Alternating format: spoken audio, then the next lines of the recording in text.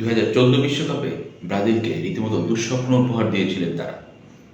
সেমিফাইনালে সেই 7-1 গোলের কথা এখনও আসলে ব্রাজিল সমর্থকরা ভুলতে পারেনি। শুধু ব্রাজিল কেন, ওই বিশ্বকাপে আর্জেন্টিনাকেও রীতিমতো একটা দুঃস্বপ্ন উপহার দিয়ে রেকর্ড চতুর্থ শিরোপা জিতেছিল জার্মানি। ব্রাজিল এবং আর্জেন্টিনা দুই দলকে কাঁদিয়েই শিরোপা জেতার পর জার্মানির জন্য একটা কুফা লেগে গেছে। সেটা আমরা দেখেছি 2018 ও 2022 বিশ্বকাপে। প্রবল প্রতাপশালী জার্মানি দুই আসর থেকেই বিদায় নেয় গ্রুপ পর্বে। এটা আসলে একেবারে আনএক্সপেক্টেড ছিল। জার্মানির দল কিন্তু একেবারেই খারাপ নয়, দারুণ দল নিয়ে তারা 18 বিশ্বকাপে এসেছে, ভালো দল নিয়ে তারা এসেছিল 2022 বিশ্বকাপে, কিন্তু দুইবারই গ্রুপ পর্বে বাধা পেরোতে পারেনি তারা। শুধু তাই নয়, যে জার্মানি আসলে 2014 সালে এতগুলো গোল করে চ্যাম্পিয়ন হলো, সেই জার্মানি গোল করতেও ভুলে গিয়েছিল।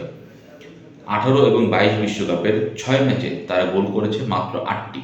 মানে এটা আসলে রীতিমতো অবিশ্বাস্য ব্যাপার, এত ভালো ভালো স্ট্রাইকার মিডফিল্ডার নিয়ে মাত্র 8টি গোল করা, তাও 6 ম্যাচে।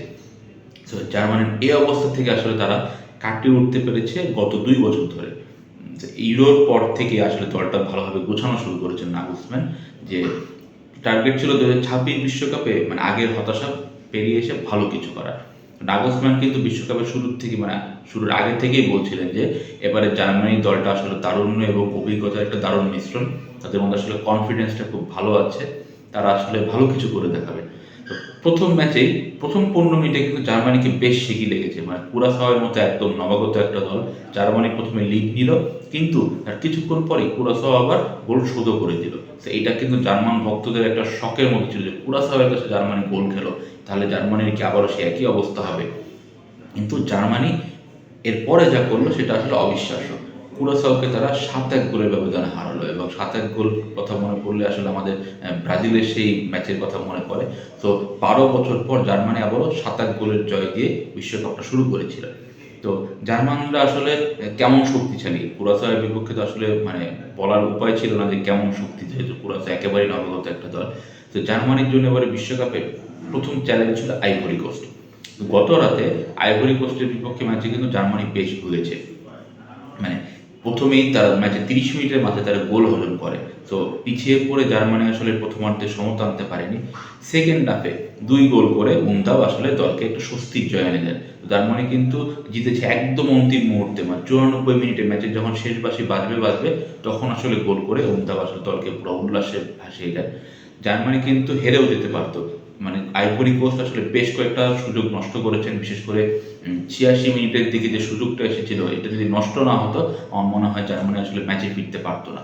তো আইভরি কোস্ট দারুণ আক্রমণ করেছে, জার্মানি ডিফেন্সে একটা ভালো পরীক্ষা নিয়েছে। তো এই পরীক্ষায় উঠতে গিয়েও জার্মানি আসলে জিতে গেছে, এবং তারা দীর্ঘ 1 যুগ পর নকআউট পর্বে। তো এটা আসলে জার্মান ভক্তদের জন্য বড় একটা স্বস্তির ব্যাপার যে প্রথম 2 ম্যাচ জিতেই তারা নকআউট পর্বে পৌঁছে গেছে, যে নকআউট পর্বে আসলে 18 এবং 22 সালে তারা যেতে পারেনি। অনেক সমালোচনা ছিল যে জার্মানির মতো একটা দল, আমরা সবাই জানি জার্মানি ফুটবল ঐতিহ্যবাহী একটা দল, জার্ড মুলারদের মানে এত এত তাদের ঐতিহ্য, এতবার তারা ফাইনাল খেলেছে, 4বারের বিশ্ব চ্যাম্পিয়ন, মানে ব্রাজিলের পর ইতালির সাথে তারা যৌথ অবস্থান আছে 4টি বিশ্বকাপ নিয়ে। তো এরকম একটা দল কেন গ্রুপ পর্ব থেকে টানা 2বার বাদ পড়বে, সেটা আবার 8 গোল করে 6 ম্যাচে। তো এবার আসলে জার্মানি তাদের ভক্তদেরকে মানে দুই দিক দিয়েই ভালো একটা ফিলিংস দিচ্ছে যে তারা ম্যাচও জিতলো, গোলও করছে অনেক। তো মুসিয়ালার দল আসলে এবার বিশ্বকাপে অনেক দূর যাবে, এটা আসলে জার্মান ভক্তদের স্বপ্ন।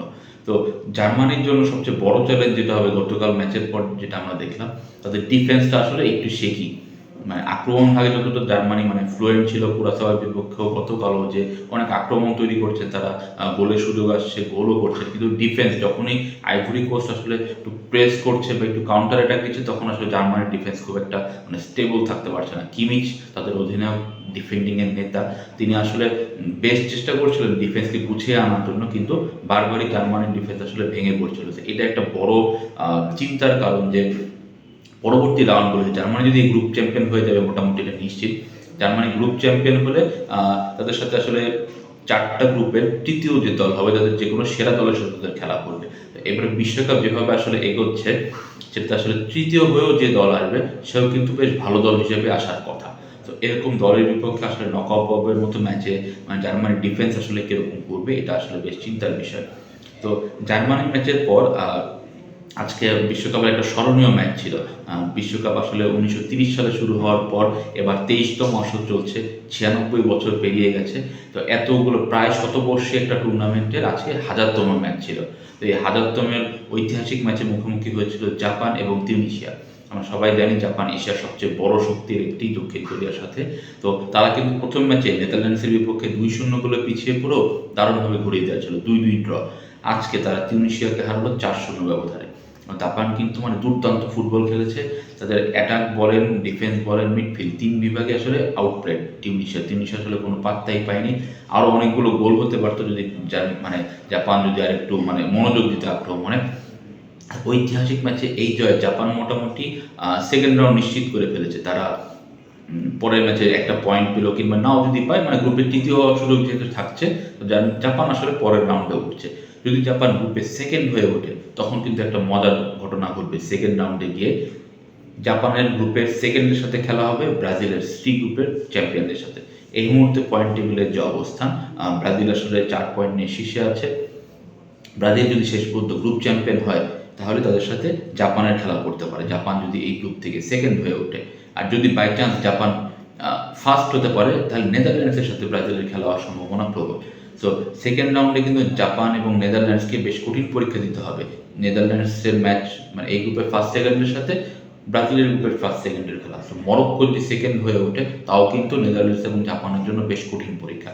তো এশিয়ার দেশ হিসেবে জাপান এবং কোরিয়া সেকেন্ড রাউন্ডে কেমন করবে সেটা আসলে দেখার বিষয়। তো আবার ফিরে আসি জার্মানি প্রসঙ্গে।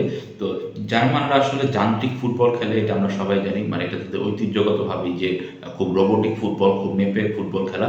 এবার কিন্তু আমরা জার্মানির কাছে একটু শৈল্পিক ফুটবল দেখতে চাচ্ছি। মানে ভক্তরা আসলে চাচ্ছেন যে না, ইউরোপের অন্যান্য দেশগুলো যেহেতু মানে একটু অন্যরকম ফুটবল খেলছে, জার্মানিও আসলে ওই স্টাইলে কিছুটা ফুটবল খেলুক, যে তাদের ফুটবল দেখতে যেন সুন্দর লাগে। মানে শুধু জিতলেই হবে না, সুন্দর ফুটবল খেলে তারা যেন জয় উপহার দেয়। তো জার্মান দলের যারা এই মুহূর্তে প্লেয়ার আছেন অনেকেই বায়ার্ন মিউনিখে খেলেন। আমরা জানি মানে একচ্ছত্র আধিপত্য আসলে জার্মান লিগে বায়ার্ন মিউনিখের। তো তারা একসাথে খেলে আসলে ভালো একটা ফলাফল এনে দেবেন জার্মানিকে, এইটা আসলে সবার চাওয়া। যে এবার যে আসলে 48 দলের বিশ্বকাপ, অনেকগুলো ম্যাচ, অনেক জটিল আসলে সেকেন্ড রাউন্ডের হবে, যে কোন তৃতীয় দল কার সাথে খেলবে। জার্মানি নিজের ক্ষেত্রে এই সমীকরণটা আসবে যে কোন তৃতীয় দলে তারা মুখোমুখি হবেন তারা কিন্তু এখনই জানতে পারবেন না। একদম প্রথম রাউন্ড শেষ হওয়ার পরে জানা যাবে যে কোন তৃতীয় দলের মুখোমুখি হবেন তারা।